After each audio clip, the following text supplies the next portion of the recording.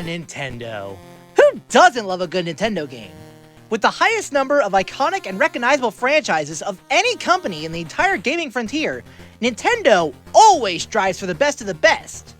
Between Super Mario setting the highest standard for platformers, Zelda being a super immersive and fun high fantasy series, Animal Crossing being a super relaxing life simulator, Fire Emblem being the prime example of a turn-based strategy series, Smash Bros. Being the ultimate, pun intended, gaming crossover experience, etc., etc.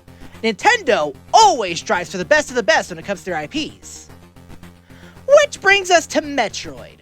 Metroid is unquestionably one of Nintendo's most iconic IPs, yet it's bizarrely also one of their more niche. Starting with the original Metroid on the NES, Metroid has always been a series about exploring vast, tight, non-linear mazes as you discover hidden secrets and upgrade yourself through items you find scattered throughout the world. With the upgrades, not only does combat become easier, but more areas become open to you for your exploration pleasure. This formula has worked flawlessly as the series has gone on.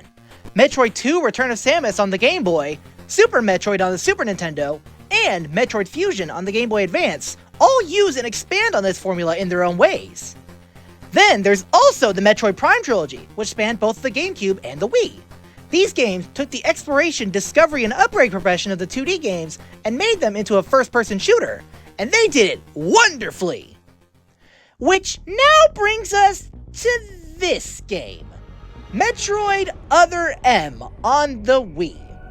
Released in 2010, it was met with massive backlash from fans, and it completely killed the Metroid franchise until 2017 with Samus Returns on the 3DS, the same year that the Switch launched. Or arguably Metroid Dread in 2021, depending on who you ask, since Samus Returns was largely just a remake of Metroid 2. Anyway, wow, a game so bad that it entirely killed off a beloved Nintendo franchise? How could that be? Well, that's what I want to find out. But first, I want to give my own personal history with the series, so you can see my mindset going into this game. Throughout all of my teenage life, I had heard so many people on YouTube talking about how fantastic Metroid was. They were always touting it as one of Nintendo's best series, and that it was criminally underrated. This, naturally, sparked interest for me. A Nintendo series? One that not a lot of people are interested in? One that's sci-fi, which is right up my alley? Sign me up! Unfortunately, I had no way to access any of the games, or if I did, I didn't know where to start. Nor were there any new games rolling around. I was stuck listening to people's opinions secondhand. Then, a miracle happened that sent Metroid fans wild. E3 2017 rolled around, and 2 new Metroid games were announced. Metroid Samus Returns for the 3DS, and Metroid Prime 4 for the Switch. I was super excited for the Metroid fans, which also made me excited.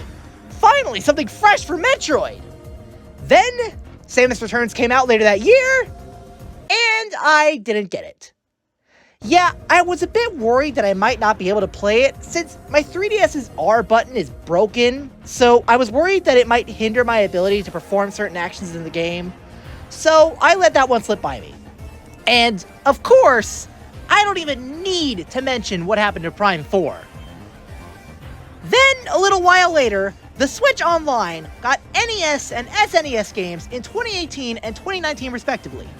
Finally, I had open access to a whole slew of Nintendo's classic library that I'd never had access to before. Included of which were, of course, Metroid and Super Metroid. So, I played Metroid on the NES, and I hated it. Yeah, I kind of expected that. I had a friend at the time who was super into Metroid, and he told me that the NES one was garbage. Weird how such a phenomenal series was spawned from such an awful first game. Anyway, when the SNES was added, I immediately jumped onto Super Metroid. I had heard from multiple people, including that aforementioned friend, that it was one of the greatest games of all time. So I played it, and I loved every moment! Oh my gosh! What a glow-up from the NES game! I never finished it though. I got stuck. But hey, at least I had fun while it lasted. So, after playing Super Metroid, I finally understood why everyone loved the Metroid series so much. And even if I didn't get the full experience, one thing was for sure, I wanted more. E3 2021. I'm watching the presentation, expecting the usual. A Smash character, a Mario spinoff, something for Zelda's anniversary, you know, this and that. When all of a sudden, bam! Samus drops into frame. Metroid Dread. Now, at the time, I didn't know the significance that the title Dread had to Metroid fans, but I was super hyped regardless. A brand new Metroid game on the Switch! One that I could play! Coming out later that year! Yes, yes, and more yes! I got the game for Christmas later that year, and oh my word, it was genuinely one of the greatest games I have ever played in my life. No joke. I'm talking in my top 10 games ever. I loved it so much that I played it twice. If you know me, you know that it takes a lot for me to play a long game from start to finish a second time through. I even got more items on my second playthrough. I love this game. While it's true that I did play Super first, this is the game that I will always refer to as my first Metroid game, since it was the one that I actually owned a real copy of, and it was the first that I actually finished. And wow, what a phenomenal first impression. At this point, I consider myself a Metroid fan. I wanted to experience the rest of the series' history. Little did I realize that I didn't need to wait long to do so. February 2023, Nintendo has a Direct. In it, they dropped two massive bombshells. Game Boy games on Switch Online, and Metroid Prime Remastered. Among the Game Boy games was both Metroid 2 and Metroid Fusion, with the latter being locked behind the expansion pack. Prime Remastered was available digitally later that day and physically 2 weeks later. As soon as I was done watching that Direct, I immediately downloaded the Game Boy and got started on Metroid 2. I had one goal in mind: finish Metroid 2 before Prime Remastered came out on physical. So I did. I played through the entirety of Metroid 2 in that 2-week span. I loved every minute of it. Sure, it was a lot more linear, but there was still plenty of hidden exploration to be found. Also, that overworld theme is a certified bop.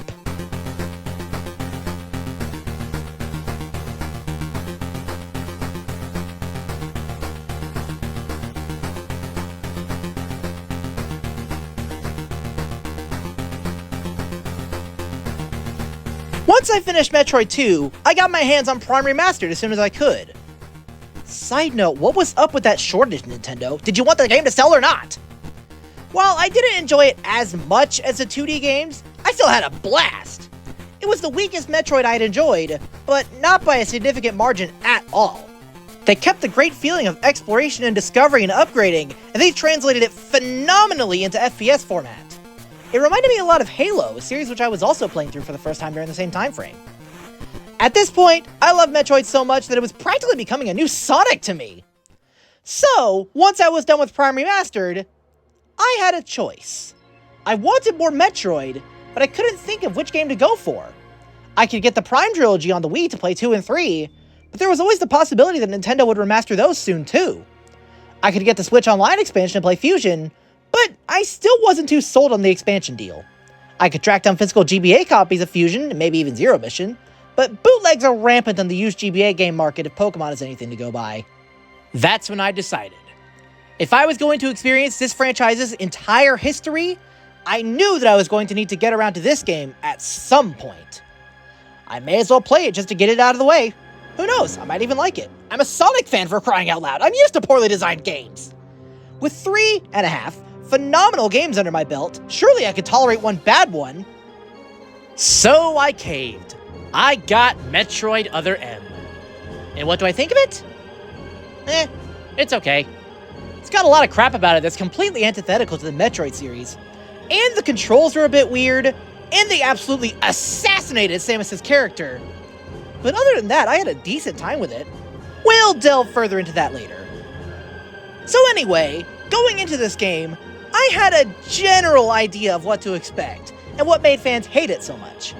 I knew it was played from a 3D third-person perspective, as opposed to all the other games 2D or first-person. I knew that this game had a first-person mode that was meant for aiming your shots if you wanted. I knew that all of your weapons were locked behind permission from Adam. I knew that Samus suffered from severe PTSD at the sight of Ridley, despite the fact that she had already encountered him at least 3 times before this point, and I knew that it was somewhere after Metroid 2 on the timeline between 2 of the numbered series, and I knew that Samus spoke in this game. A lot. Despite normally being a stoic, silent protagonist. Oh boy. This will be fun. In regards to that last point about Samus speaking a lot, there was one thing in particular that was so infamous about this game's dialogue that it achieved meme status even beyond the Metroid fanbase. That thing is, of course... The baby. The baby. The baby. The baby. The baby. No idea what baby she's referring to and so distraught over? Well, that seems like a good segue into this game's story.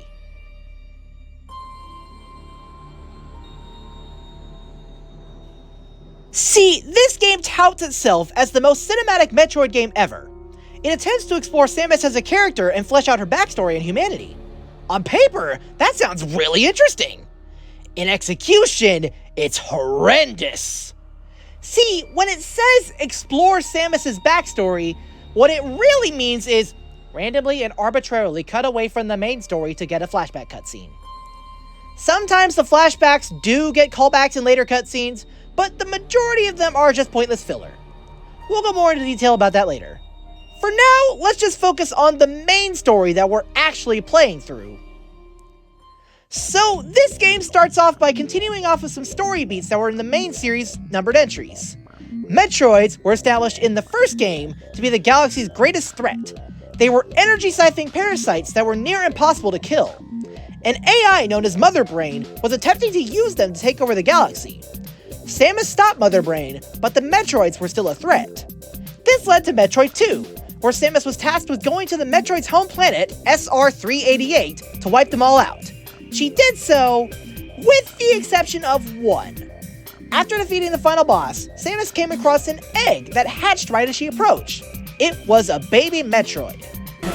Yeah, that one. It imprinted upon Samus as its mother right after it hatched, which then led into Super Metroid, or Metroid 3.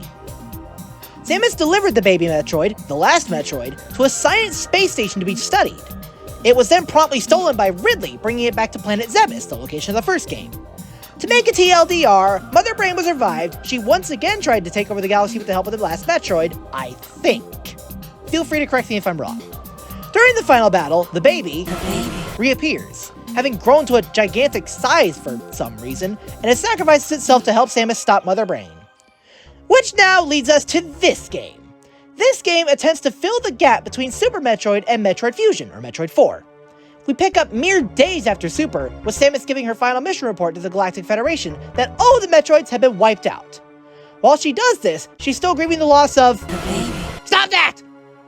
Then, an unknown amount of time later, presumably more than a few months, while traveling through space waiting for a new mission, she gets a distress signal from a nearby space vessel. She goes to investigate, only to find that the Galactic Federation got there first. It's specifically a squad of the Galactic Federation Army that she had history with when she was still a soldier, before her days as a bounty hunter. The squad is led by Captain Adam Malkovich, who was Samus's father figure after she lost her parents to a space pirate attack. Also among the soldiers is Anthony Higgs, who was practically an older brother to her during her time in the army. There are also 4 other random soldiers here, but they're unimportant to the story as a whole. So Samus teams up with the squad to figure out the source of the distress signal. During their investigation, they find out that the vessel is, home to bioweapon research being conducted by the Federation, led by a woman named Madeline Bergman. This shocks Samus and the soldiers because the use of bioweapons was declared illegal by the Federation themselves. Okay, that's actually a really interesting setup for a story. Dare I say, I could totally see something similar happening in a Halo game, a series that's beloved for its super immersive storytelling and world building. Just replace the bioweapons with the Flood, Madeline Bergman with Dr. Halsey, and the squad of soldiers with the squad of Spartans from Halo 5, and boom! Halo story! But that's just the basic premise and setup.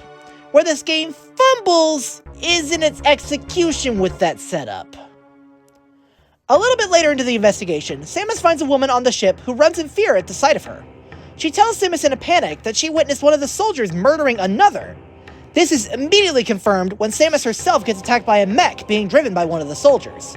She survives, but the mystery soldier escapes before she can identify who it is. The soldier who was killed was actually the second soldier to die in this mission. The first was killed in the confusion of a monster attack not too long prior. Samus then comes to the conclusion that because 2 of the soldiers died in relatively quick succession, and one of them was witnessed to have been literally murdered, there must be an assassin among the group of soldiers, sent by the Federation to keep anyone who knows about the bioweapon research quiet. Think like the soldier enemies from Half-Life 1, or the gun soldier from Shadow's backstory in Sonic Adventure 2 and Shadow the Hedgehog.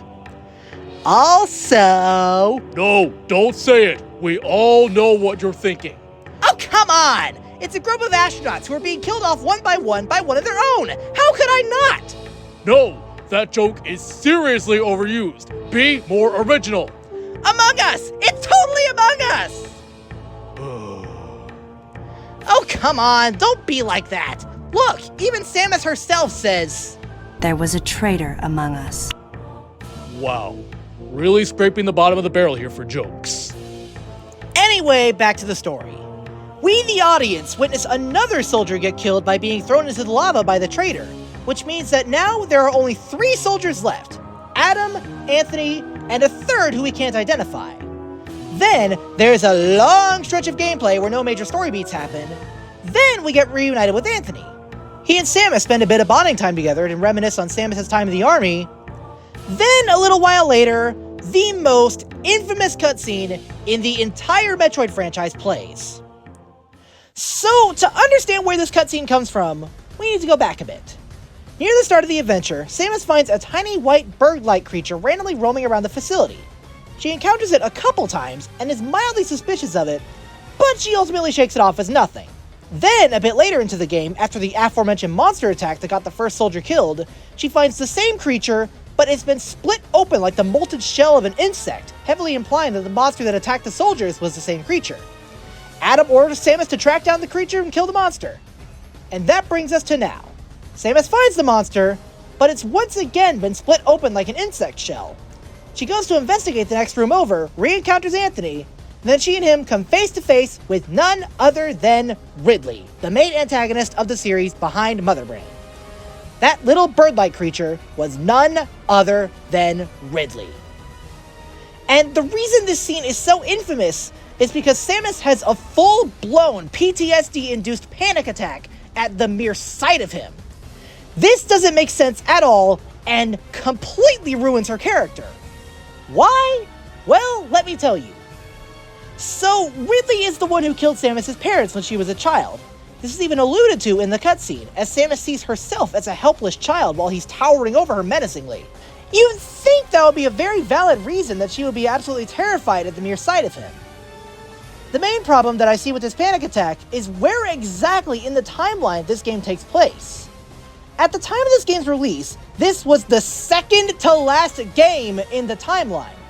Heck, nowadays, it's only the third to last game in the timeline. You know how many games take place before this one? 7.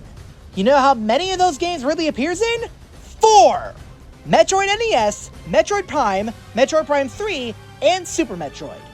The last of which is immediately before this one on the timeline. You know how many of those games show Samus absolutely frozen in terror at the sight of him? Absolutely none! In fact, at the start of Metroid Prime, when Samus first sees Ridley, you know what she does? She doesn't freeze up and hide in terror. In fact, she does the opposite. She immediately gets filled with determination to follow him and hunt him down. Look, I'm no psychologist. I don't know exactly how PTSD works. I don't know if it's something that can be overcome, nor do I know if it's something that can affect someone even after they think they've overcome it. But that's not the main issue here. The main issue is the blatant character assassination on display here. You can't make us believe that this is the 5th time she's encountering him, and only now is she terrified of him. If anything, she should be annoyed and thinking, oh boy, here we go again, and being ready and determined to kill him again. Kind of like her encounter with Kraid in Metroid Dread. This is the biggest problem I see with this game's story. It should have been a prequel.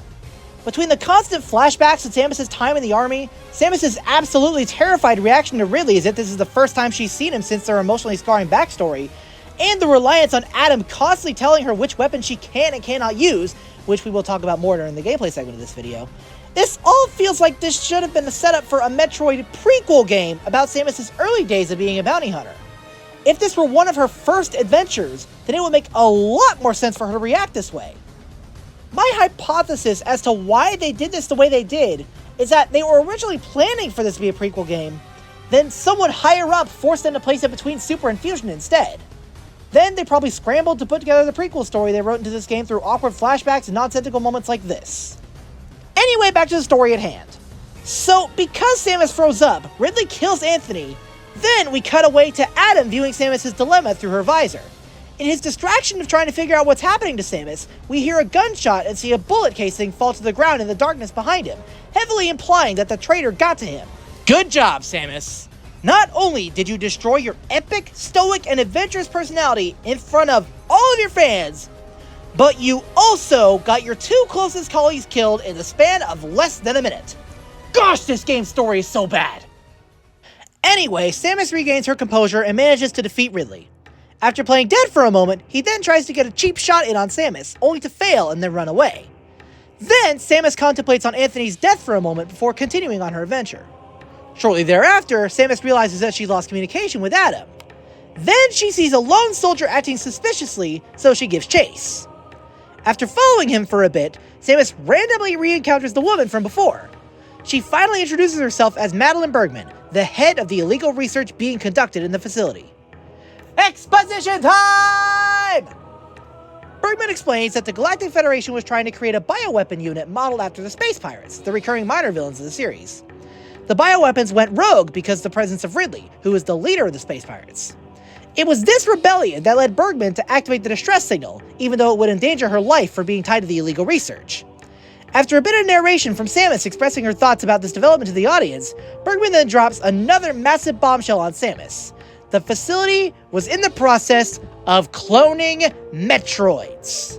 Samus points out that this should be impossible, since the last of the Metroids were killed in the destruction of Zebes at the end of Super Metroid. Bergman then confirms Samus' thoughts, then explains that the cell samples they were using came directly off of Samus' suit when she returned from her mission. This is also why Ridley went through a 3-stage Pokemon evolution in this game. The Ridley we fought was actually a clone. The real Ridley did die during the events of Super Metroid. The clone was made from, once again, cells that were left on Samus' suit. They didn't even know they belonged to Ridley, they were just taking all the residue that was on Samus' suit and seeing what would come of it. Anyway, back to the Metroids. Samus recalls that the only way to control Metroids is through the use of Mother Brain's telepathic abilities. She then turns to Bergman in shock and asks if they cloned Mother Brain. Bergman confirms that, while not a clone per se, they did indeed create a copy of Mother Brain's AI, with the intention of using it to control the Metroids, codenamed MB. Wow. So, show of hands. Who else could have predicted that this would only end in disaster? The Power Mat AI who wanted to take over the galaxy using indestructible creatures? The one who commanded the Space Pirates alongside Ridley? The one who Samus had to kill twice, specifically because of how powerful and threatening it was? They were going to take that AI and assume it would obey their commands. Wow. That is Team Flare levels of idiocy. Anyway, Bergman tells Samus that the Metroids and MB are hidden in a secret area of the ship called Sector 0. Then, as Samus starts to take off to destroy them, Bergman drops another bombshell on Samus. She claims that Adam is the mastermind behind the secret operations. Then, after Samus leaves, we see Bergman get approached by a mysterious soldier. Then we hear a gunshot as it cuts to black. The assassin has seemingly claimed yet another victim. So, as Samus makes her way to Area 0, suddenly the ship's thrusters activate at full throttle. The ship is now on a collision course with Galactic Federation territory. Whoever is control of the ship clearly wants to use the Metroids and MB before Samus can stop them. Then, Samus finally reaches Area 0. Once she's there, she comes face to face with a baby Metroid. Then, there's a flashback to the end of Metroid 2, where Samus first encountered the Metroid egg. And you know what? I actually really liked this scene when I saw it in my playthrough. Keep in mind, Samus Returns didn't exist at the time this game came out, and I never played it.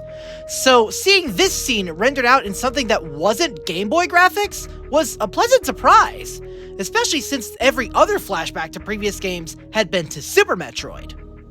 So Samus takes a moment to admire this new baby Metroid, ultimately recreating the moment from Metroid 2, but then Samus does the unthinkable. She raises her gun and gets ready to kill the baby Metroid.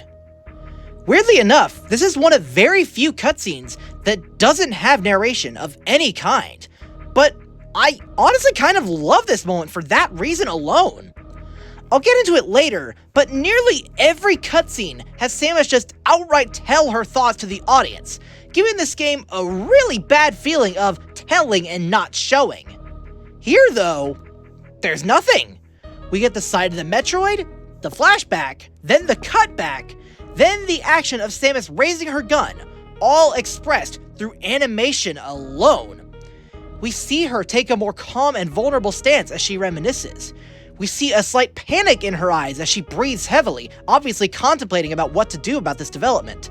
Then, she darkens her visor as she raises her gun, obviously forcing herself to take the poor helpless creature out.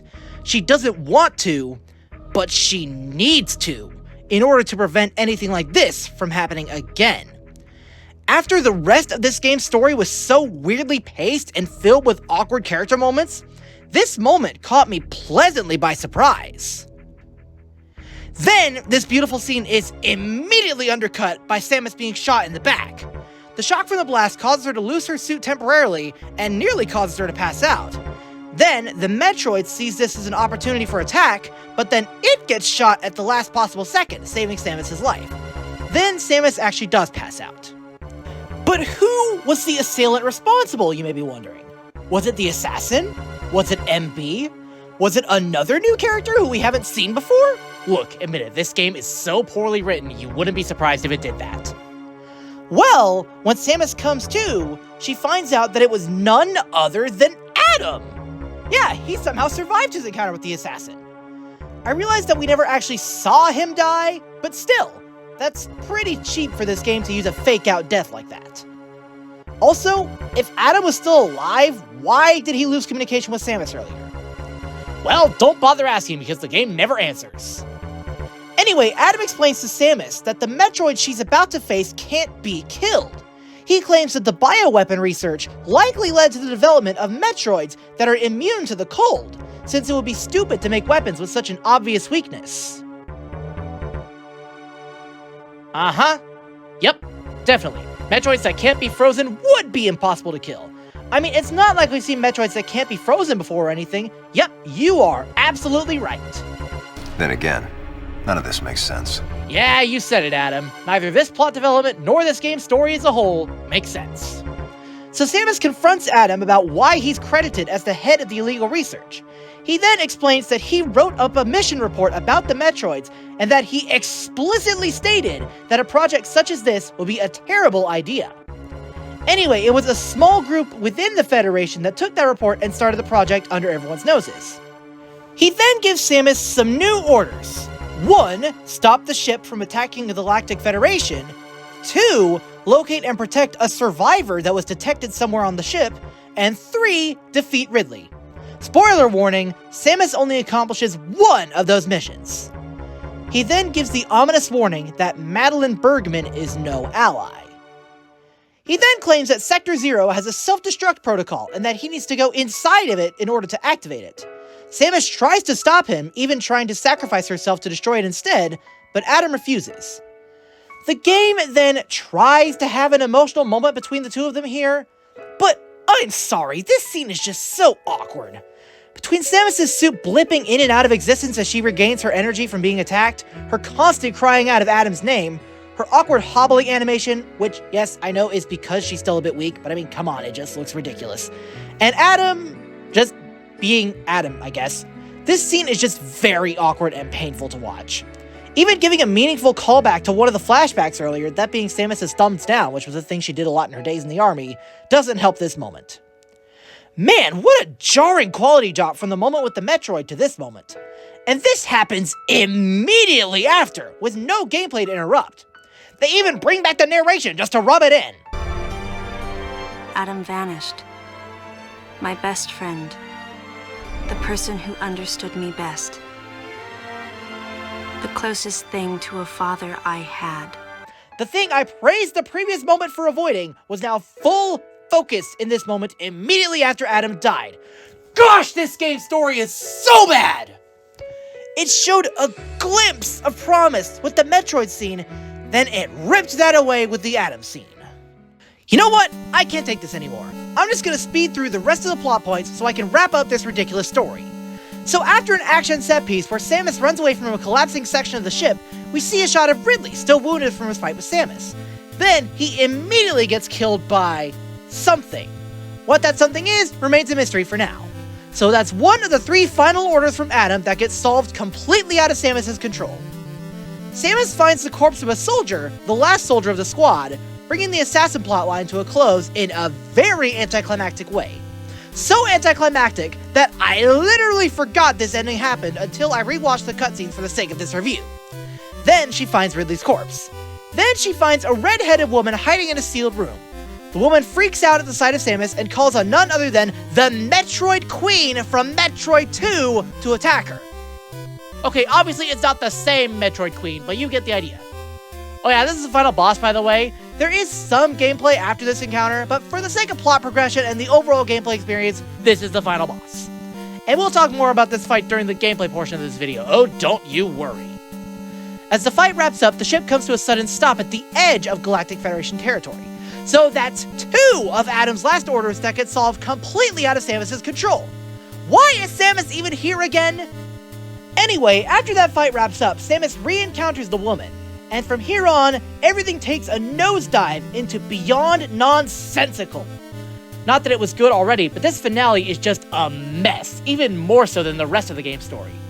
She reveals herself to be the real Madeline Bergman, and that the woman we've been interacting with at various points throughout the game's story was actually MB. This backstory is actually pretty convoluted, so I'm just gonna let Bergman and Samus explain it. What you met was MB. She's an android. She was created with the intellectual data of Mother Brain and consequently developed Mother Brain's consciousness as well. What? The Federation's foolish plan. Mother Brain's rampage. Everything that happened here was just as Madeline, or rather MB, had told me. The person who sabotaged the system to stop MB's rampage and sent out the distress call had to be the person standing before me. It had to be Madeline Bergman. MB was the artificial intelligence originally developed to regenerate and control Space Pirate Special Forces. Because we wanted it to control these Special Forces through telepathy, we were forced to model its infrastructure after Mother Brain. At that time, MB didn't have a human form. Before long, we started to see the viability of creating Metroid clones. Once we did, MB started to take on her current shape. But why? Because we needed the first Metroid hatchling to recognize MB as its mother, she had to take on the form of a living thing. With that as our theoretical basis, we were able to create the ideal relationship with the Metroid. One that wasn't based on dominance or control. I remember the baby hatching before my eyes when it attacked Mother Brain in order to save me. That was the result of the kind of ideal relationship they were trying to develop with MB. They found the perfect means of control and started propagating Metroids in Sector 0. At the same time, they were conducting genetic manipulation experiments to create unfreezable Metroids. Apparently, the queen I met earlier was the first of these propagated Metroids to mature. They wanted to preserve her as a control specimen, so they had left her genes unaltered. The fact that she'd grow into a queen was something not even Madeline and her team could have predicted. Only special infants had the genetic coding to become queens. Once our MB was in a human form, she excelled. As an interface between us and them, her skills with personal interaction humanized her to a great extent. Her confidence was unwavering, and her ability to learn was greater than we'd expected. But then she developed emotions. Then a nascent sense of herself. She began asserting her own thoughts, and her opinions began to contradict ours. Theory is ancient. It's quite typical for artificial intelligence to evolve as a result of self-analysis. However, there's no precedent for an AI like MB developing emotion. It's possible that her interactions with the Metroids brought it about, but we don't know for sure. The newly hatched infant took to her like his mother. And perhaps at that moment, MB began to develop a soul. It was all conjecture, but the idea wouldn't leave my mind. And that was when we decided to alter her AI program. A human-like existence, but one without feelings. To make MB less than human, the researchers had to deny her that consciousness. I knew this, but in my heart, I felt sympathy for MB. On the day we were going to alter MB's program, right before my eyes, I watched her being restrained. Stop! What are you doing to her? These orders are from above. Take her away. Wait! She reached out to me and asked me for help, but there was nothing I could do. My presence that day caused a disturbing reaction in her. She was fixated on me. Madeline had taken to calling MB Melissa. She took the initials MB and told the AI they stood for Melissa Bergman. It looks great on you. MB liked that name. It made it sound like Madeline was calling her her daughter. Once she felt abandoned and hunted by that same Madeline, MB telepathically commanded the special forces to revolt. The facility fell into complete chaos and suffered widespread damage. MB was trying to get revenge on the Federation Army, and on us. It's possible all humans have become the target of her hatred. With the space pirates under her control, she was able to propagate the Metroids in Sector Zero, even creating a Queen Metroid. She was well armed and planning her attack on the Galactic Federation, but Adam and I crushed her plan completely. And now, who could guess where she was and what she planned next? Once again, I will say, Team Flare levels of idiocy and lack of foresight. Also, what's the deal with the exposition constantly swapping between Bergman's in-universe explanation to Samus and Samus's omniscient narration to the audience? That's bizarre. So then MB appears out of nowhere, pointing a gun at Samus and Madeline. Bergman tries to appeal to her and, hey, wait a second! That gun she's holding is just straight up the Magnum from Halo, just with an extra thing under the stock. Wow, how did that happen? Sorry, I digress. So Madeline tries to appeal to MB, and it seems to work for a couple seconds, but then MB snaps and attacks Bergman. And she didn't use her gun for some reason. She had her at point-blank range, but she decided to run in for a melee attack with the palm of her hand instead. Okay then. And just as Bergman gets attacked, the Federation Army shows up out of nowhere! Then they freeze MB and surround Samus and Madeline. Then MB melts the ice almost immediately and attacks everyone in the room. First, she gets their attention by throwing her gun past all of them, which makes me wonder why she even had that gun to begin with. Then she uses her mother brain powers to lock all the doors and release a bunch of creatures who are hiding on the walls from their hibernation. And they attack instead of her. I told you this finale was beyond nonsensical. Then there's a quote-unquote boss fight against all these monsters, which I say in quotations because we already had the Metroid Queen as the real final boss, and this is just some more flavor to end the game, I guess. Anyway, the way you win this fight is also absolutely ridiculous, but I'm going to save that for the gameplay portion of this video. So after that fight, Bergman grabs the gun and fires it at MB, revealing it to just be a freeze gun. Right at that exact moment, more soldiers show up and fire their real guns at MB. How the heck did they get in there when MB locked all the doors? Who knows? So MB goes down, Bergman breaks into tears because she saw MB as a daughter, and this guy, a major importance, I'm assuming a general or something like that, compliments Samus on a job well done, but that they're taking over things from this point on. So because Samus is just an outsider infringing on military business, the unnamed general calls someone at random to escort her off the premises. A random soldier then steps forward and calls Samus Princess as he grabs her. The general notices this, then the soldier reveals himself to be none other than Anthony! Yeah, he survived! Apparently, after Ridley threw him off the edge of the platform, a convenient lava monster was just chilling below, so he used his freeze gun to land on it safely. So that means that both people who were assumed dead after the Ridley encounter actually survived. Does that redeem the encounter? No, not in the slightest. Anyway, he then explains that since he's the last surviving member of Adam's squad, he has the authority to take Samus and Bergman by Adam's orders, to see no harm come to the people involved in this situation. He also explains that he was the one who stopped the engines during Samus' fight with the Metroid Queen. So the general hesitantly agrees to let Anthony take control of the situation, then Samus, Anthony, and Bergman all fly away in Samus' ship to live happily ever after. Roll credits. Oh my gosh, what a disaster of a story! Look, I don't mind the idea of a more story-driven Metroid game. Metroid Dread had a decent number of cutscenes and a fairly interesting story, and that's my favorite Metroid game of them all. I don't mind the idea of exploring Samus as a character or fleshing out her backstory, or giving her more allies. I actually really love Samus' relationship with Anthony portrayed in this game, how he was sort of an older brother figure to her. I don't even mind the idea of giving Samus a voice. Samus has one spoken line of dialogue in Metroid Dread, which, yes, is in a fictional language, but dare I say, it was arguably one of that game's story's best moments. There are great ideas on display here. The execution, however, is absolutely abysmal. The story portrayed in this game is full of contrivances and plot points that go absolutely nowhere. Samus' relationship with Adam is supposed to be portrayed as a father-daughter kind of relationship, but it ultimately comes off as untrusting and overly strict.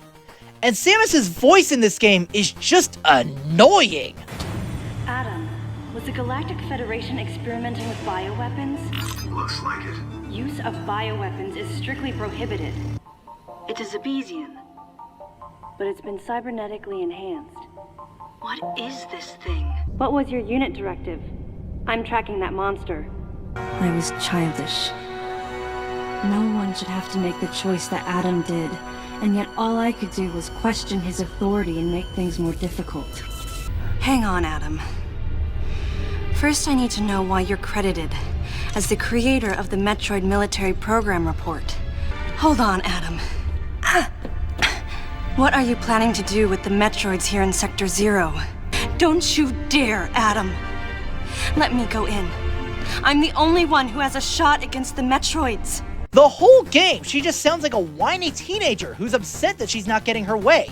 Or, during her narration, she sounds absolutely stone cold with zero emotions whatsoever. I had been reliving the tragic moments of my recent past. Thanks to the Hyper Beam, which was given to me somehow by the baby, I laid Mother Brain to waste. There's only one person who calls me Princess.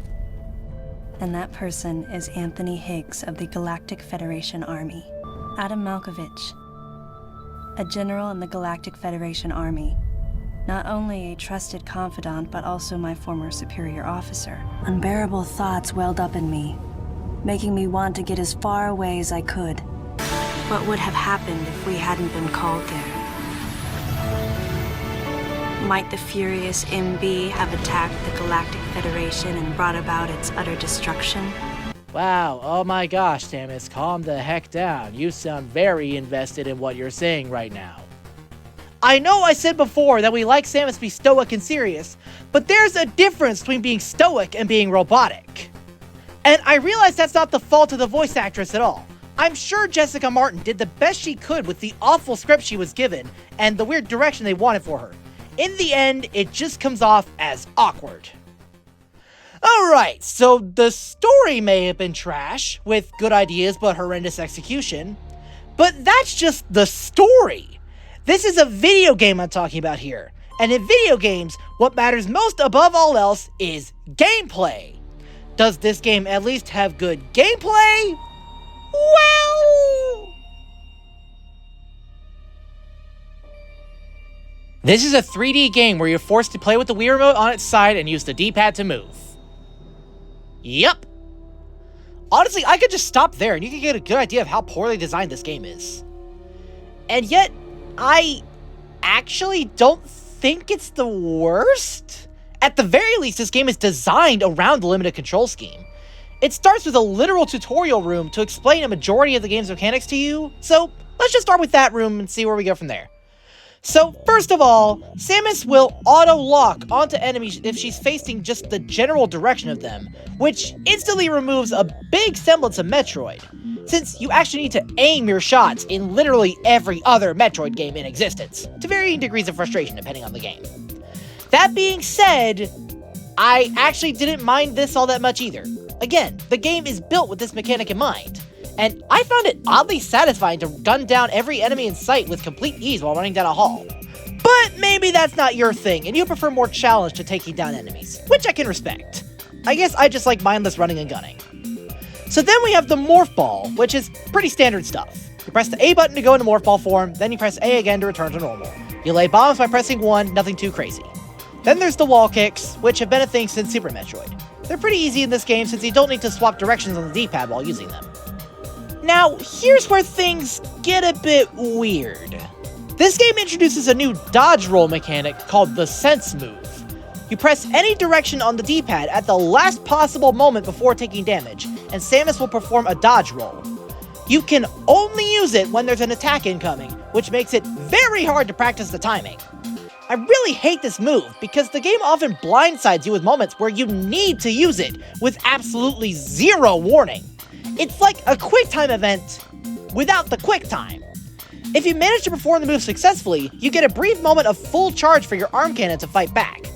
Think like the counter move in Metroid Dread, how performing that correctly will significantly increase your damage as you shoot back at the enemy that you counter. In a way, this move can be seen as a precursor to that move. It's far inferior to Dread's counter move, but the correlation is indeed there. Now here's where things get really weird. The missiles. So in every other Metroid game, including the very first one on NES, the missiles have always been an alternate fire to the arm cannon. They were always slower, but did significantly more damage, also at the cost of having limited ammo. You could refill the ammo by killing enemies, much like Mega Man. This is true of all the 2D games, as well as Metroid Prime. It's basic game design. Kill the enemies, reap the rewards. That is not the case at all here. Instead, Samus refills her missiles by herself. How does she do this? No idea. The game calls it concentration, so I guess her suit just magically has the ability to manifest missiles by itself now. The way this ability works in gameplay is incredibly stupid too. What you're supposed to do is come to a complete standstill, hold the Wii Remote upward, not forward, we'll get into that more later, then hold the A button until the missiles are magically refilled. This is incredibly inconvenient if you're being swarmed by enemies, since it leaves you completely vulnerable to their attacks while you're just standing there. So anyway, that's how you get missiles, but what about how to use missiles? Oh boy, where to begin. So first of all, much like regenerating missiles, you need to come to a complete standstill to use them. You point the Wii Remote forward at the screen, which shoves you into first-person mode. Then you need to hold the B button so you can aim the cursor.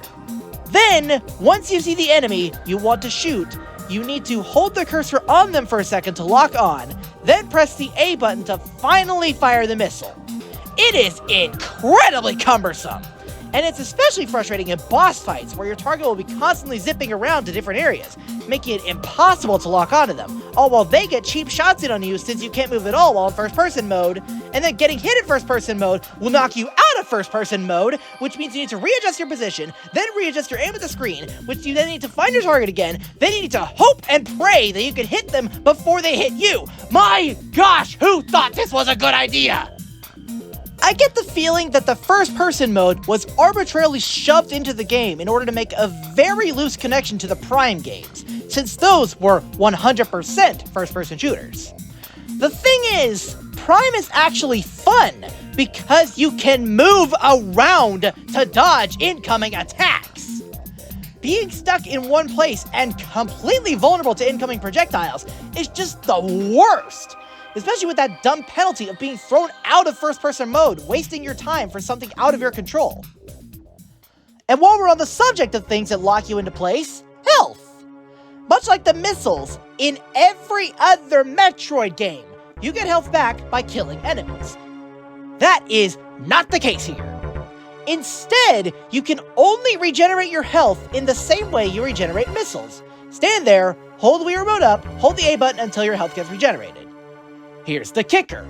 Unlike the missiles, which you can regenerate whenever you want, you can only regenerate your health when you're below a certain threshold.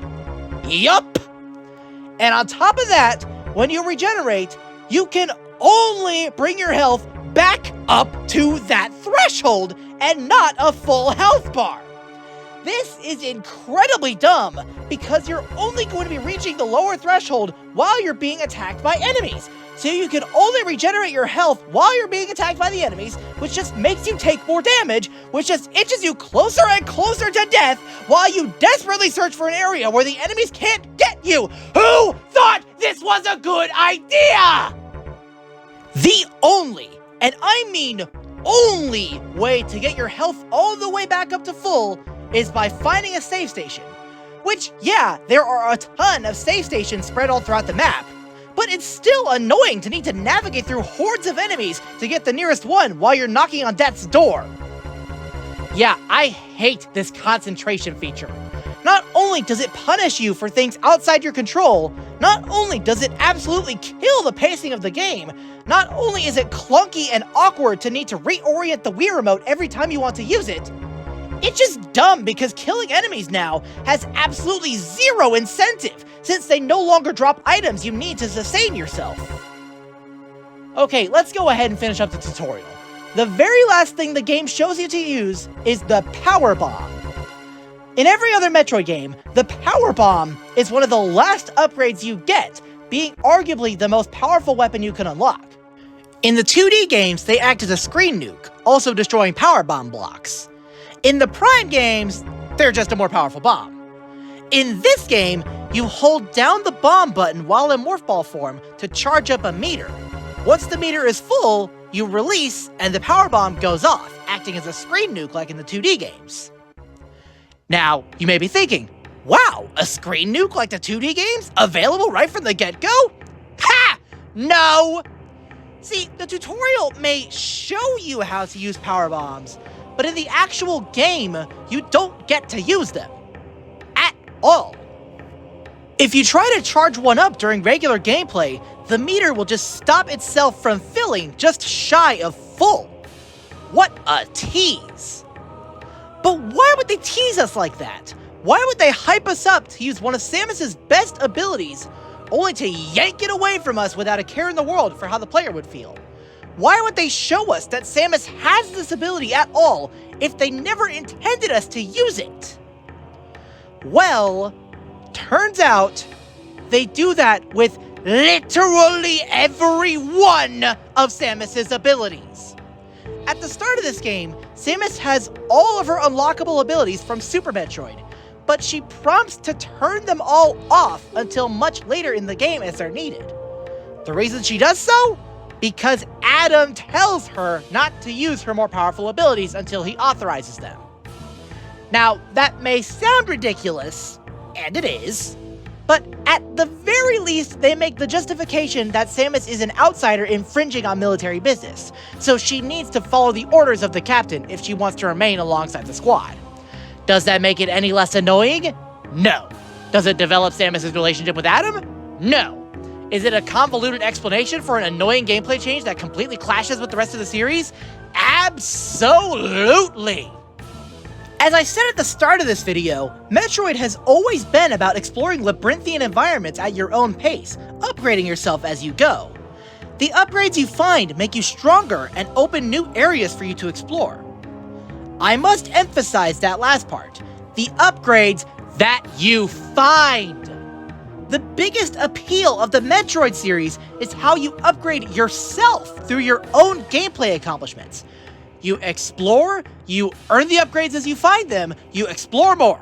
It's a wonderfully addicting gameplay loop that's worked since the very beginning. The way the upgrade system works in this game is completely contradictory to that mentality. You don't earn your upgrades. The upgrades come at completely arbitrary story progression points.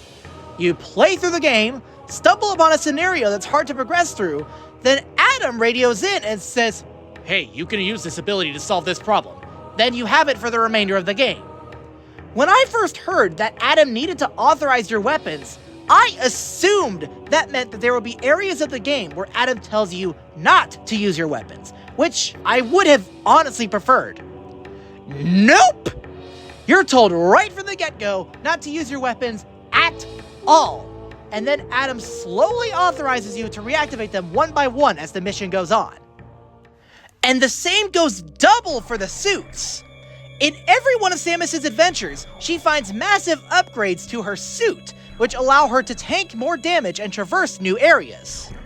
With the exception of Prime 2 and 3, the suit progression has always been Basic Power Suit to Varia Suit to Gravity Suit. The Varia Suit allows Samus to resist overheated areas, and the Gravity Suit allows Samus to move in water without being slowed down by the extra friction. Keep in mind that in this game, Samus has all of her upgrades from Super Metroid. That includes the suit upgrades. She has them, but she keeps them turned off until Adam authorizes them. What? Why on earth would Samus actively handicap herself by choosing to be in the weaker suits for the whole adventure? Why would she want to, I don't know, protect herself from death by having greater defense? Or, alternatively, if it was Adam's stupid idea to keep Samus in the weaker armor, what on earth would be his logic there? Alright, Samus, I'll let you tag along on this mission, but in order to do so, I'm going to require you to actively make yourself more vulnerable to damage, so you die faster while facing the monsters that are running rampant on this space station. Like, seriously, the weapons I can understand, I suppose. He doesn't want her to go overkill on the mission and risk harming her allies or damaging the vessel. Maybe. Sure, I can accept that. But Samus's defensive capabilities affect nobody but herself. That would be like if a real soldier were given a Kevlar suit to wear in a battlefield, only to completely discard it when the bullets start flying. What the heck kind of logic is that? And here's another stupid thing about the upgrade system in this game. When Samus activates one of her abilities, it shows a brief cutscene in the menu of Samus using said ability, complete with epic sweeping camera angles to emphasize which part of the suit was upgraded. Some of them even have epic triumphant music playing during them too, like this is a big accomplishment. Excuse me, game, but no, these are not big accomplishments. I, as the player, just reached a certain arbitrary point in the story, and all Samus did was literally just press a button on her suit. These moments are not earned at all. 3 of these moments in particular really irked me beyond anything else in this game. The dumb story, I could tolerate. The clunky gameplay, I could tolerate. The arbitrary upgrade system, I could tolerate for the most part. But these 3 particular upgrades, man, they really show the massive problems with this game. They show how arbitrarily hindering this system is to the player, they show how moronic this game makes Samus look for not activating them sooner, and they show why this whole authorization system was just a bad idea to begin with. So first, there's the upgrade from the basic power suit to the Varia suit. As I stated previously, the Varia suit allows Samus to nullify damage she would otherwise take from superheated areas, most notably rooms filled with lava. In every other Metroid game, if you enter a superheated room that's too hot and start taking damage, you would naturally think to yourself, oh no, I can't be here yet. I better go a different way until I can find the Varia suit so I can explore this area later. That's how this kind of thing normally goes. What do you think happens in this game instead? Your first assumption would probably be that Samus stumbles upon a hot room, realizes she's taking damage, then she requests permission to equip the Varia suit because she knows that she has it on standby. That would make the most logical sense with this game's nonsense upgrade system. Well, logic was never this game's strong suit, no pun intended. What instead happens is that Samus is forced to run through lava rooms while constantly taking damage. No, I'm not joking. Samus needs to traverse through lava rooms multiple times, constantly taking damage as she goes, all the while she has the ability to nullify the damage right at her fingertips, but she just forgets that she has it. What is wrong with her in this game?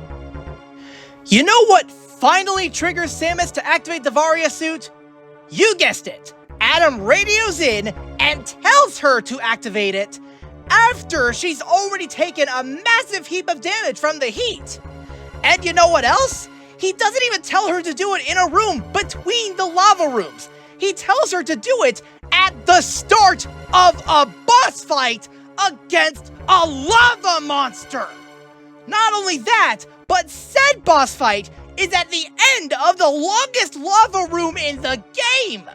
Samus takes an incomprehensible amount of damage traveling to the boss arena, doesn't ever get a chance to heal herself, then finally activates the Varia suit at the start of a boss fight, all after significantly weakening herself and lowering her health pool for the boss.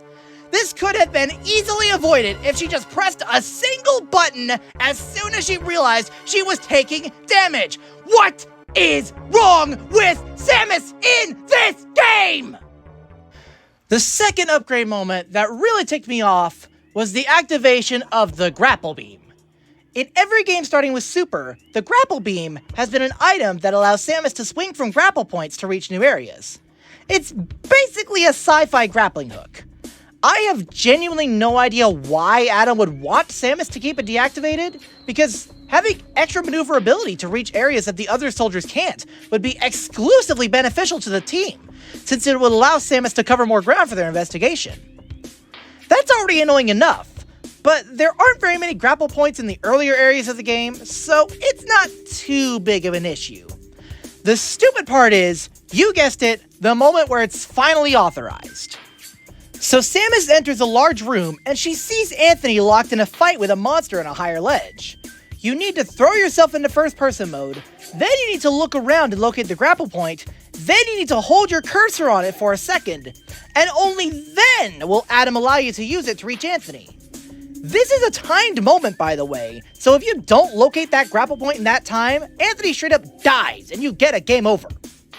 This is rather dumb because, as I said, this is the moment where you activate the grapple beam for the first time, and as such, you wouldn't naturally be expecting to use it. And it's not like Adam's authorization is the game railroading you into using it, because he doesn't say anything until after you figure out that the grapple point is there. The game telling you what to do is completely redundant at that point.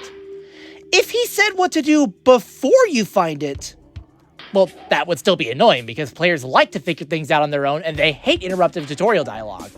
But it would at least make more sense to let the player know that they have the ability now. As it is, the game shoves an arbitrary time limit on you with Anthony's peril, then forces you to locate something you wouldn't necessarily think to look for since you haven't been able to use that ability up to this point. Then finally, it literally spells out what you need to do exclusively after you figured it out yourself. And on top of that, in-universe, Samus, what the heck are you doing? Anthony is literally struggling for his life in this moment. Every second counts. Why on earth would you wait to be told to use the one thing you can use to save him?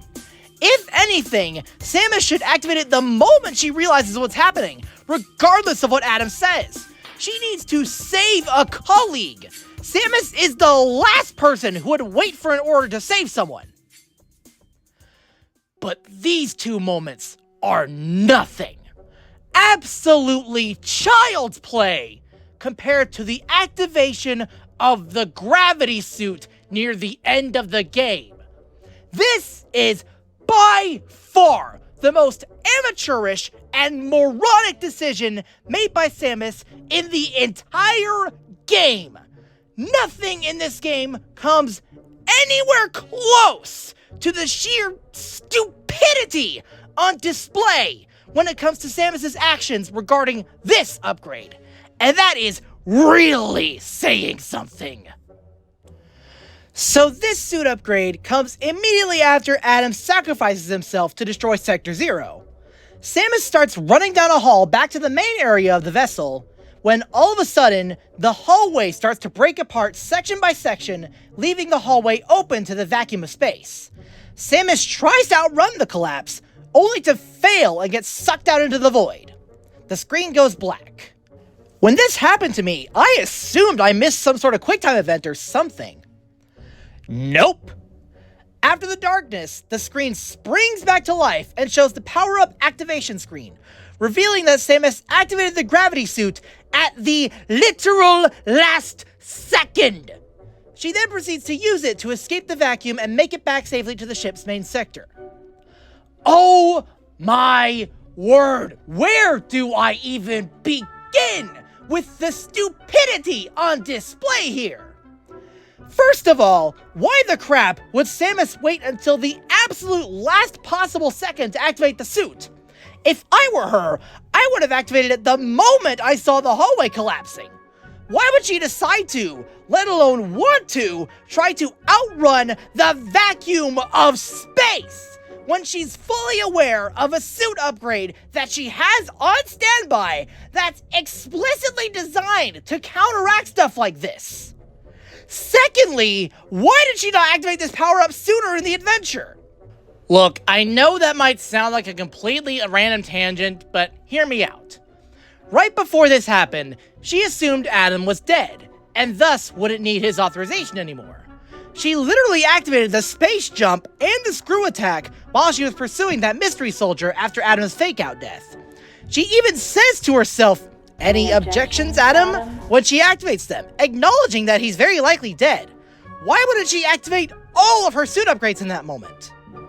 And another thing that makes this hallway moment stupid is that there is literally an entire boss fight before this whose whole gimmick was gravity manipulation. If she had the gravity suit on standby and was actively facing a threat to her life which could manipulate the gravity field, and she no longer believed she needed Adam's permission to upgrade her suit, why would she not once think to herself, maybe, just maybe, I should activate the gravity suit so that I'm not actively handicapping myself during this fight for my survival? What is wrong with her? This boss fight is just like the Varia suit moment from earlier, but it's actually worse because she doesn't activate the thing that will help her survivability. Going back to the hallway, I also just think that it's stupid that the game decided to do a fake-out death on Samus herself. Adam and Anthony's fake-out deaths for one thing. They were dumb, but at least they added tension to the story. Doing a fake-out death on the person you're playing as is just incomprehensibly stupid. And the game has the audacity to play this intense action-packed music as Samus is successfully outrunning the collapse in a pathetic attempt to increase the tension after it already gave you the free pass to survival. And you know what's even weirder? This track is not unique to this moment. This is Ridley's theme. What on earth does this moment have to do with Ridley at all? And then, shortly after the hallway scene, you re-battle the gravity manipulating boss, now with the gravity suit nullifying its abilities. It's as if the game is trying to have a moment of empowerment like, wow, you're even stronger. Now you can fight this thing without worrying about what made it annoying. Yeah, no dip, game. It was only annoying because you made it annoying since you restricted me from using the thing that I had on standby that would have prevented that annoyance in the first place. Now that I can use the thing, it's as fair as it always should have been. Yeah, this is by far one of the most horrendous moments I've ever experienced in a game. the arbitrary delay on obtaining the power-up, the contrived dramatic timing of the activation, and the overall context surrounding this moment all add up to make this the most moronic moment in the entire Metroid franchise. Whew, boy. Wow. Sorry about that. Yeesh. That level of anger could put a Typhlosion to shame. But hopefully now you get my point. This game is horribly designed with an awkward control scheme and an annoyingly arbitrary upgrade system that has no relevance to the player's skill and is completely antithetical to the main appeal of the Metroid series. From a gameplay standpoint, this is pretty much as far from Metroid as you can possibly get. What on earth were they thinking? And yet, I'm still not done talking about the gameplay! In addition to the main D-pad controlled 3D segments that take up a vast majority of the game, there are two other gameplay styles that are somehow even worse that rear their ugly head every now and again. In fact, they're so disconnected from the main gameplay style that I'm just going to give them their own segment. First, there's what I'll call Resident Evil mode. As you're exploring the space station, there are a couple areas in the game where the camera will shift from its normal wide angle to instead be directly behind Samus. In these areas, Samus moves at a snail's pace and now has tank controls, much like a Resident Evil game, hence why I call it that. Unlike Resident Evil though, you can't shoot during these segments. At all. I mean, there's no enemies to shoot at in these areas anyway, so it's not like you're in danger when this happens. But still, why is this here? Why does Samus suddenly feel the need to walk so dang slowly in these areas? What does she gain by doing this? All this does is arbitrarily slow the game down for no reason. Normally Samus is running around all fast and zippy, and dare I say, it's actually fun despite the D-pad controls. Then, when you enter one of these areas, it kills the fast pace that you get so used to going at. I genuinely don't understand why these segments are here. But whatever, there are areas where the game has a slower pace. Big deal. Doesn't kill the experience or anything, it's just confusing. I don't know why they're here, they could have been fleshed out more, or better yet, cut entirely, but the game is neither better nor worse with them in it. The same cannot be said about the second other gameplay style, which I'll call arbitrary first-person mode. Every single one of these segments absolutely murder whatever flow or fun you're having the moment they show up. So remember how I said that you can put yourself into first-person mode whenever you want by just pointing the Wii Remote forward? Remember how that's only useful because it's literally the only way to fire missiles? Yeah, so how about you take that, take away the missiles, and take away the player's autonomy of when they want to activate it? Yeah, that's what happens. At various points throughout the game's story, the game comes to a complete halt, throws you into first-person mode without your input, then locks you into that mode until you complete the task required. Here's the kicker. You never know what the task required is. Most of the time, when this happens, Samus stops herself in her tracks, glances around for a second, then you need to find out what she's looking for by pointing around the area. What? Why on earth would they do this? What on earth is the logic behind being forced to look around for something when we have zero hints from the game as to what to look for? Sometimes you even need to look behind where the camera starts in order to progress. Like, huh? You can't shoot in these segments or revert back to third person either. The game literally locks you into this mode until you arbitrarily point the cursor at a specific spot. It is so disorienting every time it happens. And this is a problem that persists throughout the game too. Right from the very beginning, in fact. The literal first gameplay you get after the tutorial room has Samus board the vessel, take a few steps forward, then throws you into first-person mode with zero warning. When this first happened to me, I thought the game was genuinely broken, because the tutorial showed that the first-person mode was manually activated by pointing the Wii Remote forward.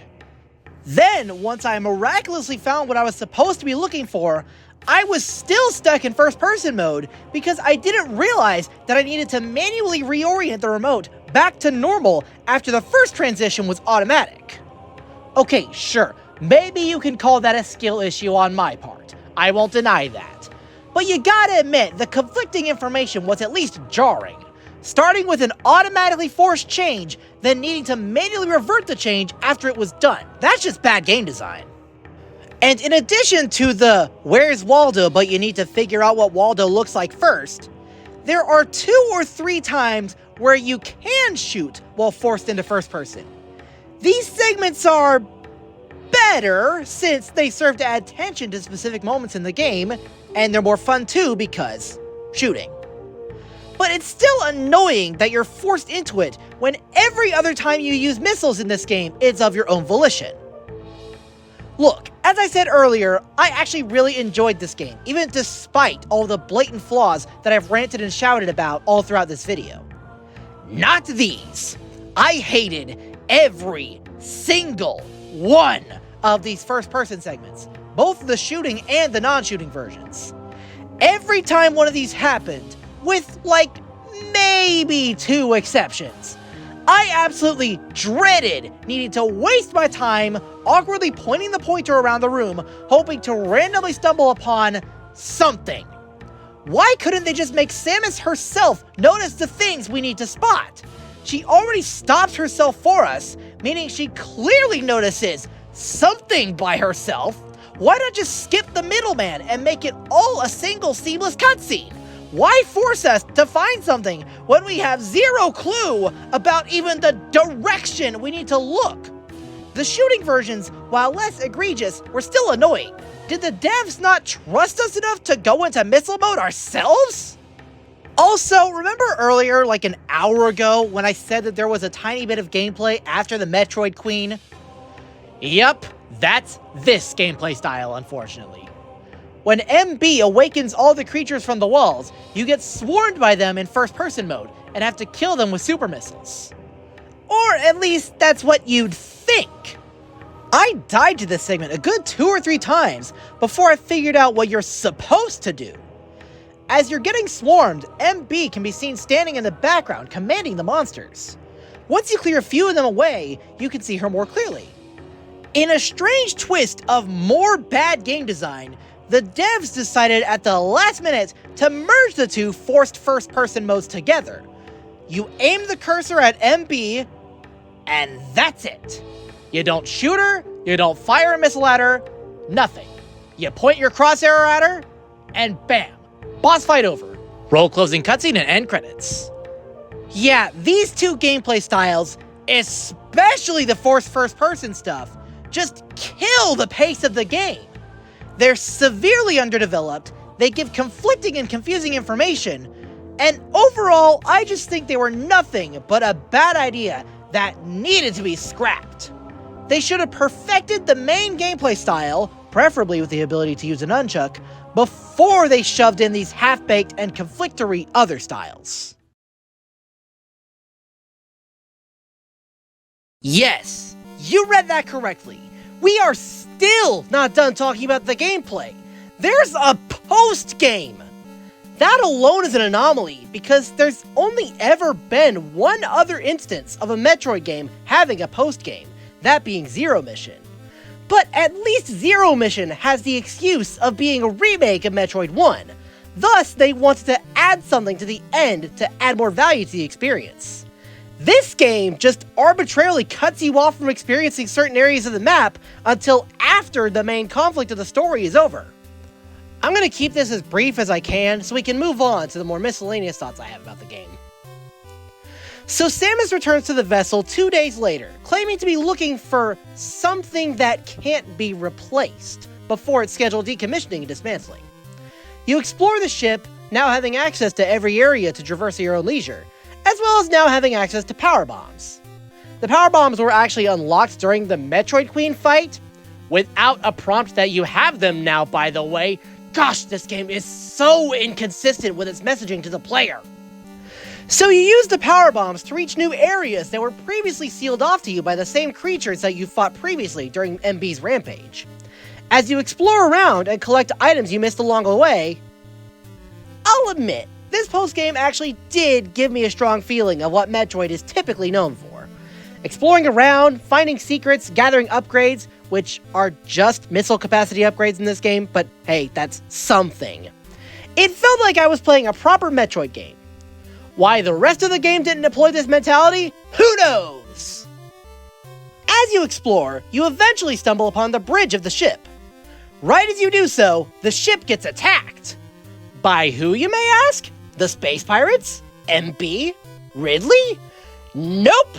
A random giant alien just so happens to decide to attack the vessel right as you reach the bridge. This fight is pathetic too. It's way easier than the Metroid Queen fight. So once that thing goes down, you finally reach the thing that Samus was looking for, Adam's helmet, which he left in the control room when he went to destroy Sector 0. Then, the game tries to have an emotional moment as Samus takes the helmet. Then it immediately cuts itself off with the most jarring transition I think I've ever seen in a cutscene. Watch this. This is completely unedited.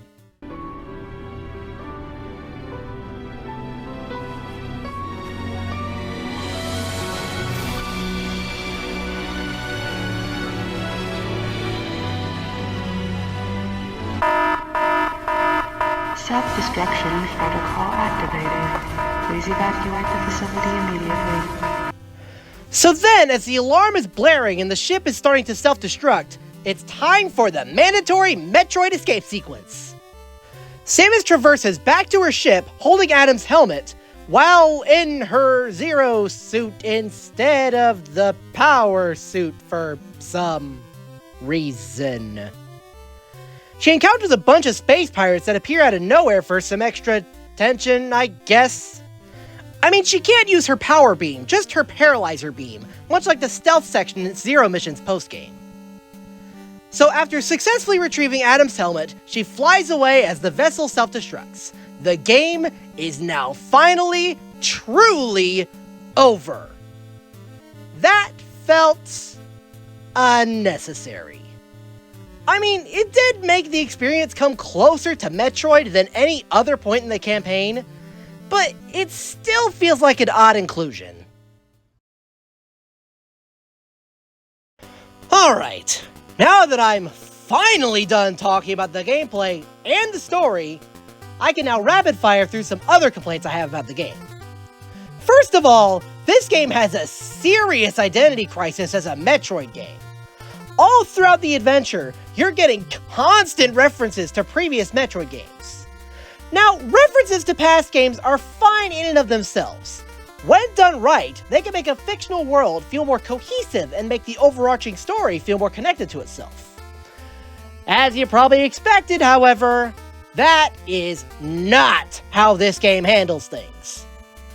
Instead of naturally integrating references to past games into the world building as Easter eggs, this game instead shoves iconography of the main Metroid series down your throat.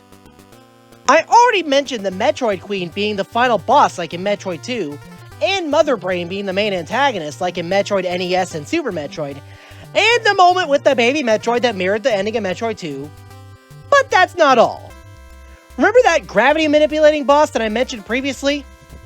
Yeah, that was the Nightmare from Metroid Fusion. That game takes place after this one. What is that thing doing here? Also, the plot of a secret section of the Federation doing illegal bioweapon research that includes the cloning of Metroids? Yeah, that's literally the plot of Fusion 2. Also, remember that secret final boss that I mentioned that takes place on the bridge against a giant alien? Yeah, that giant alien is actually Phantoon, one of the bosses from Super Metroid. What's it doing here? Who knows? Heck, this game even debatably alters the origin of Adam, Samus' computer from Fusion later Dread. Fusion shows Adam the computer claiming the memories and personality of the real Adam throughout its story, and Samus explains that the real Adam was once her former commander. Back then, it was heavily implying that the real Adam had died a long time ago, probably early in Samus' career. Now, according to this game, we know that Adam had only died a short time before Fusion, and that he lived all the way through the events of Super Metroid on the timeline. That just feels a bit weird. And debatably nostalgia-baiting, since this game features a version of Adam ordering Samus what to do, just like what's seen in Fusion. It's like this game doesn't have confidence in itself to be a standalone Metroid experience. It's desperately trying to say, oh, what do you mean this isn't a Metroid game? Look, here's Mother Brain and Ridley from NES and Super. They're Metroid characters. Oh, is that not enough for you? How about the Space Pirates as well? Still not enough? Fine, have the Nightmare from Fusion. Does it make sense at all for it to be here? No, but it's a famous Metroid boss, and this is a Metroid game, so here you go, fans! This is totally a Metroid game! Oh, and also the story is a direct ripoff of Fusion too, for good measure! Still think this isn't a Metroid game? Too bad! It totally is, and all this iconography proves it! Okay, I'm bundling a bunch of nitpicks into one big section, because the next few things I have to say aren't substantial enough to make their own dedicated sections. Firstly, there's Samus' design in this game. Now, I don't mind if a character gets a slight or subtle redesign. I'm used to it. Again, I'm a Sonic fan. We notice if Sonic's coils are an inch shorter than the previous game. Those kinds of things don't make or break a game for me personally, but they do often end up as small nitpicks for me if they're done poorly. This game is one of those examples. Samus' design in this game is not bad, but it is different enough from the rest of the series to be a nitpick. Ignoring Fusion and Dread, because those games made a deliberate story-relevant change to Samus' suit, Samus' suit design is mostly consistent across the main series. In this game, they slimmed her down a fair bit, and made subtle changes to things like the lines on her shoulder pads.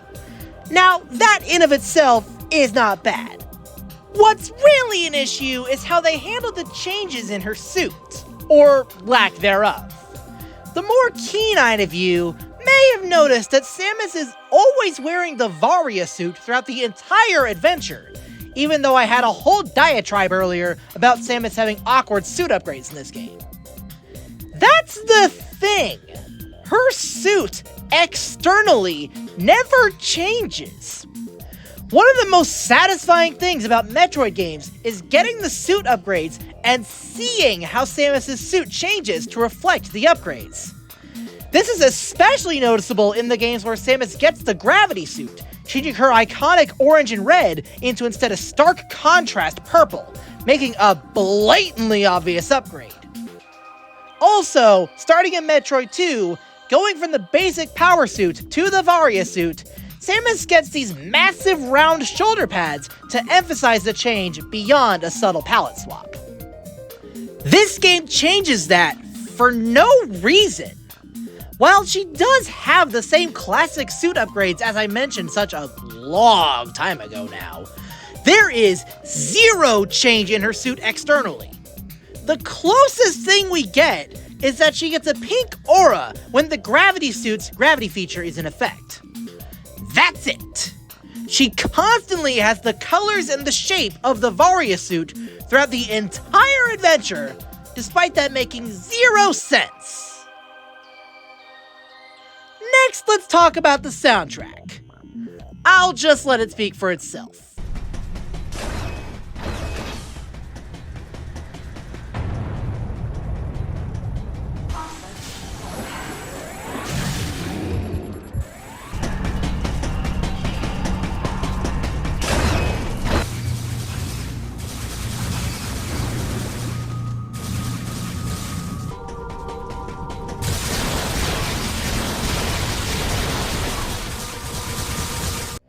In case you're not picking up what I'm putting down, there is none! Okay, that's a bit harsh. But you gotta admit, the soundtrack is practically non-existent. The only memorable track in this entire game is Ridley's theme, which shouldn't even count because it's a remix of an already great track that originated in Super Metroid. That's why I've mostly been using music from the other Metroid games in this video, most notably Metroid Prime. There's just nothing to work with in this game. Metroid is typically beloved for its soundtracks. Granted, not nearly as much as the likes of Sonic, Pokemon, Mega Man, Mario, etc., but there are genuine bangers that people have loved throughout the series, and that's just non-existent here. The most effort that the soundtrack has is in the score for the cutscenes, and even then, that all just sounds generic. What a letdown. Next, let's talk about the level design. Wow, it took me this long to talk about the level design? What the heck? So, remember way back at the start of this video, like an hour and a half ago now, what? Remember how I said that Metroid is all about exploring vast mazes that are filled with secrets? Yeah, that mentality is completely thrown out the window in this game. It's all just hallways.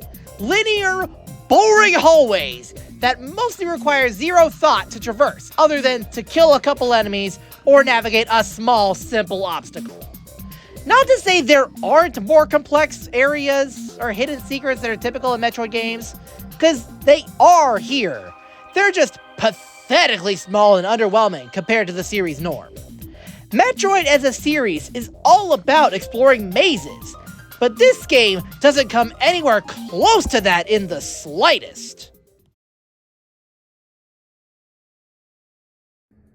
So, after all of that, is there anything good I can say about this game? Well, yes. As I've stated a couple times now, I genuinely had fun, despite the many issues. Samus's movement, despite being forced to a D-pad, felt super snappy and fluid, and she felt great to move around. I thought it would be painful to navigate a 3D game with just 8 directions, but no, it was super easy to get used to, and I genuinely had fun. It also helps that her running speed is quite fast in this game, so it never felt awkwardly slow, aside from the Resident Evil sections. That is something that I do occasionally have a problem with the Prime games, so I'm glad that's not an issue in this game.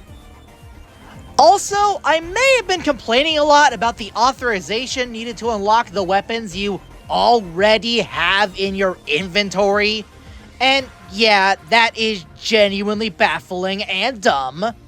But the weapons in question are not the only weapons you unlock in this game. There are 2 new weapons that you unlock the traditional Metroid way after defeating bosses. The first is the Diffusion Beam, which causes your Charge Beam attack to spread to nearby enemies on impact with the enemy it was aimed at. The second is the Seeker Missile, which allows your missile to lock onto up to 5 targets at once. This one actually originated in Metroid Prime 2 and later reappeared in Metroid Dread, so it's cool to see it here too, unlocked in the traditional way as well. As for the story, Anthony. My man, Anthony. He is by far the best character in this game. His relationship with Samus was genuinely heartwarming, and I love their interactions and banter with each other. He seriously radiated big sibling energy, and I loved every time he was on screen. I remember being genuinely excited by his return at the end of the story. It was a genuinely great surprise in an otherwise disastrous finale. I would love to see him appear in a future game. So in conclusion, is this a good game? No, absolutely not. The story is abysmal, the level design is boring, the alternate gameplay styles clash with the pacing, the item progression system is the stupidest thing I've ever seen in a video game, and the fact that this is a 3D game where you're forced to use a D-pad is just absurd. Did I have fun? Yes, I did. But the fun is subjective, and the fun I had with this game didn't come without its fair share of frustrating moments. I can see the potential for a good game here. I love the idea of a 3D Metroid game that's played in third person. I love the idea of giving Samus more allies, and I love the idea of fleshing out Samus as a character. And I love the idea of Samus overcoming her fear of Ridley. And I love the idea of Samus being in a team but needing to do things on her own.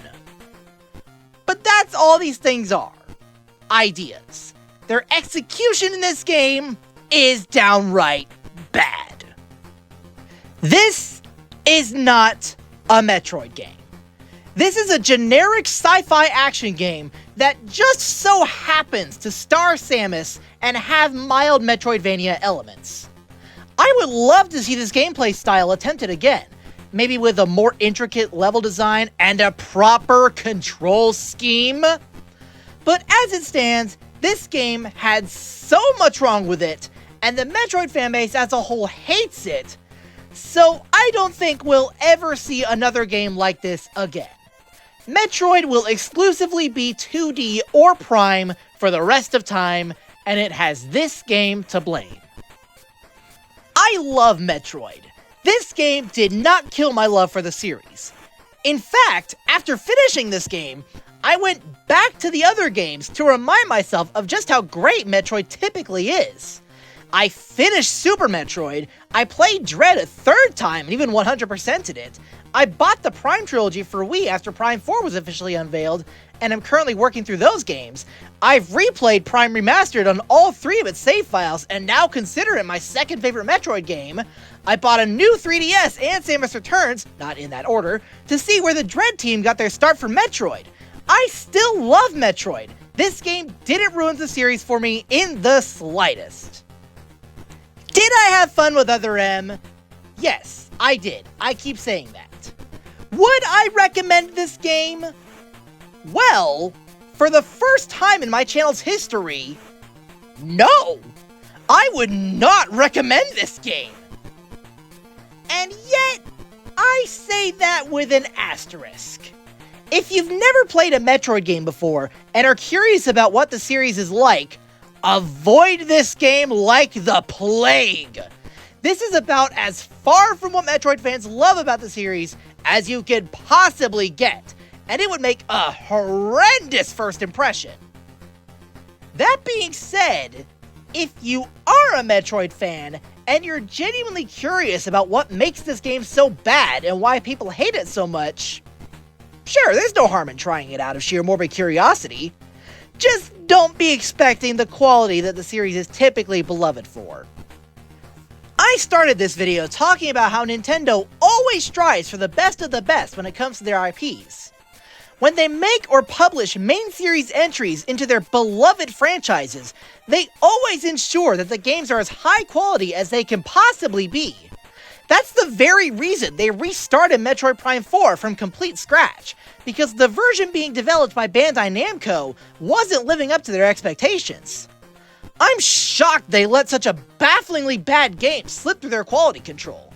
But I'm glad they learned from their mistake and now treat the Metroid series with the respect it deserves. Metroid is now more popular than ever thanks to Dread and Prime Remastered, and soon Prime 4 as well. The series has left this game stuck in the past, and it's finally healed from the damage caused. In other words, Metroid Other M is in captivity. The galaxy is at peace.